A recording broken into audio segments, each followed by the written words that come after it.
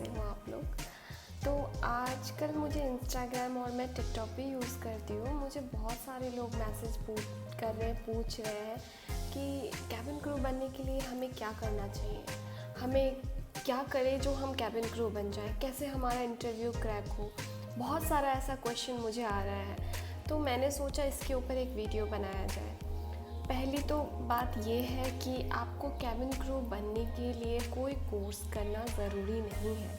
जैसा कि मेरे को किसी ने एक बार पूछा कि मैम क्या मैं कैबिन क्रू बनने के लिए एक इंस्टीट्यूट ज्वाइन कर लूँ। मैं नाम नहीं लूँगी किसी भी इंस्टीट्यूट का स्पेसिफिक, क्योंकि ऐसे गलत होगा।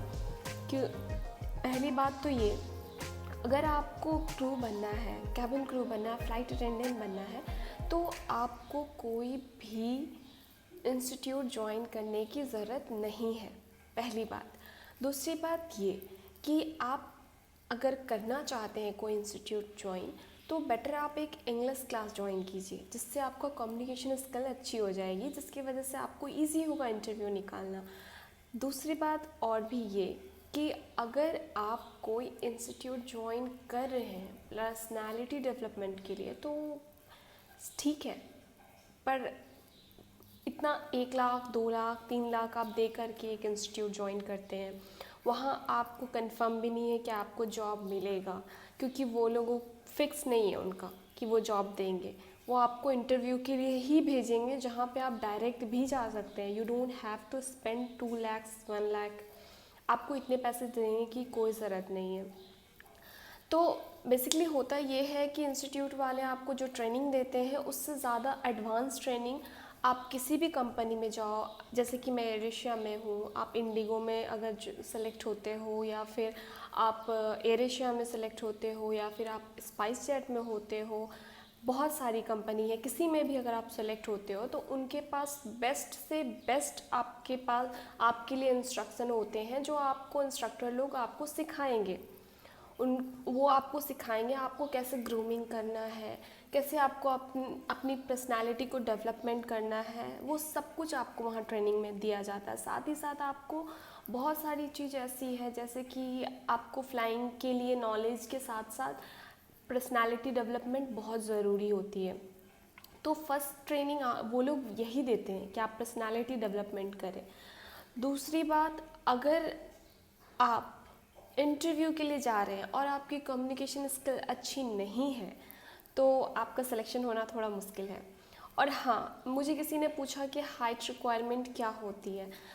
मुझे हर कंपनी का हाइट रिक्वायरमेंट तो नहीं पता है, लेकिन जो बेसिक नॉलेज है मेरे पास, लाइक 5.2 कोई कंपनी लेती है, कोई कंपनी 5.2 से ऊपर 5.3 से लेती है, और 5 लेती है, ऐसा कुछ है। और आपका एजुकेशन के बारे में भी किसी ने मुझे पूछा कि क्या एजुकेशन चाहिए, तो आप 10+2 दे सकते हो। उसके बाद आप ट्राई कर सकते हो। 10+2 देने के बाद आपकी एज होनी चाहिए मिनिमम 18 ईयर्स, उससे कम होने से नहीं लेंगे कंपनी वाले आपको। तो नेक्स्ट टॉपिक की तरफ चलते हैं। बहुत लोगों ने पूछा कि इंटरव्यू के लिए कैसे जाएं। इंटरव्यू के लिए आपको कुछ भी खरीदने की ज़रूरत नहीं है। सिंपल सा आप एक शर्ट पहनिए जो कि फॉर्मल हो। अगर आपके पास, लड़कियों के लिए अगर आपके पास शर्ट भी नहीं है फॉर्मल, तो आप टी शर्ट पहने, जैसे कि जो कि डिसेंट दिखता हो, फॉर्मल दिखता हो थोड़ा, वैसा कोई टी शर्ट पहने। उसके नीचे स्कर्ट आप पहने, कोई भी स्कर्ट पहन सकती हैं आप। या फिर अगर आपके पास स्कर्ट नहीं है, फॉर्मल शर्ट नहीं है, या फिर फॉर्मल टी शर्ट नहीं है, तो आप वन पीस होती है जो कि पेंसिल वन पीस आती है, वो आप पहन के जा सकते हो, जो कि बॉडी आइकॉन जिसको बोलते हैं, बॉडी आइकॉन, वो आप पहन सकते हो। इंटरव्यू के लिए आप जा सकते हो। आपको कोई भी ज़रूरत नहीं कि आप डोनट बना के जाओ, या फिर आप फ्रेंच ट्विस्ट करके जाओ, या फिर आप बाल को ऐसे करके जाओ, वैसे करके जाओ। आप सिंपली बाल को स्ट्रेट करके, मतलब वेल ग्रूम्ड आपके बाल दिखने चाहिए, आपके हेयर्स अच्छे से, या तो कर्ल करके जा रहे हो तो वेल ग्रूम होना चाहिए कर्ल, ना कि आप ऐसा ऐसा कर लिया, ऐसा ऐसा कर लिया, वो जाके वहाँ पे ऐसा हो गया, बिल्कुल भी नहीं, वो वेल ग्रूम्ड होनी चाहिए। और आपको बेसिकली थोड़ी सी मेकअप आनी चाहिए। आजकल तो सभी को आती है, सब टिकटॉक पे वीडियो भी बनाते हैं, बहुत लोग तो सीख जाते हैं यूट्यूब से। अगर आपको नहीं आती है तो आप मुझे कमेंट करो, मैं आपको सिखा दूँगी। उसके लिए मैं नेक्स्ट वीडियो डाल दूँगी। उसके लिए थोड़ी मेकअप आनी चाहिए, लाइट मेकअप एटलीस्ट। आपके चेहरे पर अगर कोई स्कार्स है या कुछ है, थोड़ा सा हल्का सा पिंपल्स वगैरह है, तो आप उसको कवर कर लें। थोड़ी सी आँखों की मेकअप कर लें, अच्छे से लिपस्टिक लगाएं जिससे आप ज़्यादा ब्राइट एंड फोकस्ड लगे, लोगों को अच्छे दिखें। लड़कों के लिए, लड़कों को बस एक डिसेंट सा शर्ट पहनना है और पैंट पहनना है, फॉर्मल शूज़ पहनने हैं। लड़कियां हाई हील पहन सकती है, बस वो फिंगर कवर होनी चाहिए। और कोई भी शूज़ या फॉर्मल शूज़ भी पहन सकती हैं वो, जो उनके ड्रेस के साथ जा रहा हो, स्कर्ट के साथ। या फिर जैसे कि बहुत लोग होते हैं हाई हील पहनते हैं, कोई ऐसा कुछ भी नहीं है इंटरव्यू में कि आपको पेंसिल हील पहनना है या फिर ब्लॉक हील पहनना या फिर हाई 2 इंच होना चाहिए, 3 इंच होना चाहिए, ऐसा कुछ भी नहीं है। अगर आप कंफर्टेबल हो तो आप 4 इंच का भी हील पहन के जाओ, there is no issue. It's up to you, आप अपने आप को प्रेजेंट कैसे करते हो। और लड़कों के लिए formal shirt, formal pant, formal shoes. और अगर आपके पास फॉर्मल शर्ट नहीं है तो आप एक पोलो टी शर्ट आता है वो पहन सकते हैं, पोलो टी शर्ट और पैंट पहन सकते हैं और बेल्ट लगा करके फॉर्मल लुक के साथ जा सकते हैं। और मैं कुछ टॉपिक भूल रही हूँ शायद, बहुत लोगों ने मुझे मैसेज किया था, मुझे देखना। और बहुत लोगों ने मुझे ये भी पूछा था कि मैम हम सेलेक्ट हो जाते हैं तो उसके बाद 50,000 ऐसा कुछ हमें अमाउंट देना पड़ता है, या फिर 1 लाख किसी come out of India 1 lakh 2 lakh ऐसा कुछ अमाउंट देना पड़ता है, ऐसा क्यों? आउट ऑफ इंडिया तो नहीं देना पड़ता है, बट डोमेस्टिक में इसलिए देना पड़ता है क्योंकि जो भी हमारे इंस्ट्रक्टर होते हैं वो बहुत ही ज़्यादा हाईली पेड होते हैं। जैसे कि आपको फ़र्स्ट एड सिखाया जाएगा, उसके बाद आपको एसएपी सेफ्टी के बारे में सिखाया जाएगा, फिर हाईजैक, ये सब बहुत सारी ट्रेनिंग आपको दी जाएगी, बहुत कुछ सिखाया जाएगा। और वो इंस्ट्रक्टर जो होते हैं काफ़ी हाईली पेड होता है, उनका जो फ़ी होता है बहुत ही ज़्यादा हाई होता है। तो अगर कंपनी आपके ऊपर इतना खर्च करके आपको 3 मंथ की ट्रेनिंग दे रही है, आप वो ट्रेनिंग पास कर लेते हो, और पास करके बहुत लोग ऐसे होते हैं पास करके फिर सोचते हैं नहीं अब हम आउट ऑफ इंडिया ट्राई करते हैं, अब यहाँ क्या। ऐसा होता है, पहले होता था, पहले कंपनियाँ नहीं लेती थी पैसे, अब लेना स्टार्ट कर दी हैं। पहले बिल्कुल, बट एयर एशिया अभी भी नहीं लेती है। एयर एशिया आज भी कुछ एग्रीमेंट करती है बट लेती नहीं है। कंपनी की पॉलिसी, हर कंपनी की पॉलिसी अलग है। जैसे इंडिगो लेती है समथिंग 50,000, मेरी एक फ्रेंड है उसने बताया मुझे।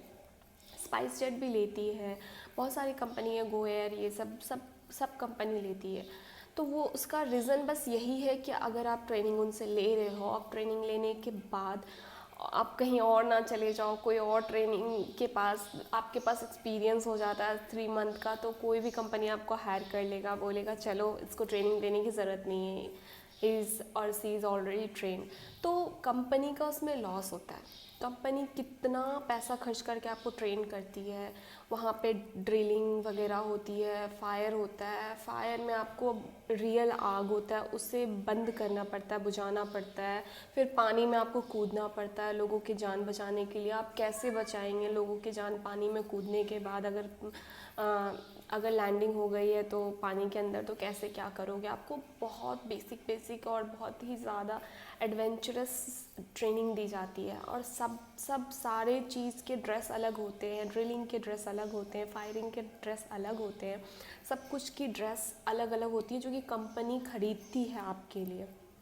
तो उसका पेमेंट कंपनी आपके बॉडी के हिसाब से कपड़े बनवा करके आपको देती है, आप उसे यूज़ करते हो, फिर उसके बाद वो दोबारा यूज़ नहीं होती है, तो इसमें कंपनी की लॉस है।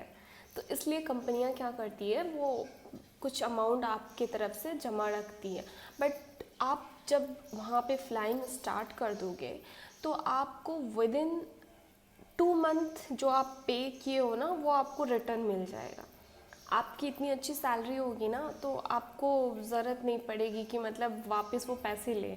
आप सोचोगे नहीं यार इतनी अच्छी सैलरी है, अब क्या वापस कंपनी का वो पैसा वेट करे, ये वो छोड़ो, अच्छा हुआ हम सीख गए। ऐसी होती है। आप वही 50 या 1 लाख 2 लाख जो सॉरी टू से फ्रैंकलिन मैं बोल रही हूँ, फॉर एग्जांपल कोई भी कम ऐसा इंस्टीट्यूट में पे करते हो तो वो आपके लिए बिल्कुल भी सही नहीं होता है, रिजल्ट नहीं होता है।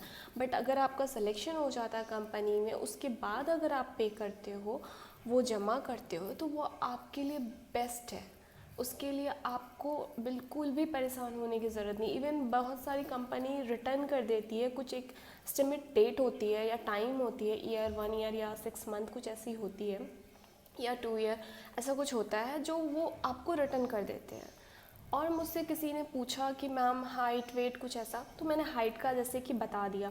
वेट का क्या है कि कुछ कंपनियां ऐसी होती है, आप जैसे बात करते हो, आपकी कम्युनिकेशन स्किल अच्छी है, आपकी स्किन अच्छी है, आप बहुत अच्छे से वॉक कर रहे हो, बातें कर रहे हो, लोगों को अट्रैक्ट कर रहे हो, तो वो अगर आपका वेट फिर भी ज़्यादा है तो वो कंपनी आपको सेलेक्ट कर लेती है, बट कुछ टाइम देती है कि आप इस टाइम से इतने टाइम तक वेट लूज़ करके वापस आएँ। मतलब आपका ज्वाइनिंग लेटर आपको मिल जाता है, बट आपको ट्रेनिंग के लिए आने के लिए वेट लूज़ करना पड़ता है। बट एयर एशिया थोड़ी स्ट्रिक्ट है, वहाँ पे बिल्कुल भी अलाउड नहीं है जिनका BMI ज़्यादा है। तो अगर आप अदर कंपनी के लिए भी ट्राई करेंगे, अगर आपकी BMI थोड़ी ज़्यादा है तो कंपनी आपको सेलेक्ट कर लेगी। So you don't worry about it. Weight और हाइट थोड़ा मैटर करता है, बट वेट नहीं। लड़कों की हाइट तो ज़्यादा नहीं, 5 6 7, आई एम सॉरी 6 मैंने गलती से बोल दिया, 5 7 मिनिमम है, 5 7 8 9 10 ऐसे जितना भी हो चलेगा। और मुझसे बहुत लोगों ने बहुत कुछ पूछा, मैं एक वीडियो में सारी बात नहीं बता सकती, इसके लिए मैं दूसरी वीडियो बनाऊंगी। अगर आपको और भी कुछ पूछना है तो मैं उसके साथ वो इंक्लूड कर दूंगी। आप मुझे इंस्टाग्राम पे टेक्स्ट कर सकते हैं, जो भी सवाल है आपका मैं आपको उसका आंसर दे दूंगी। Thank you so much, bye bye dreamers.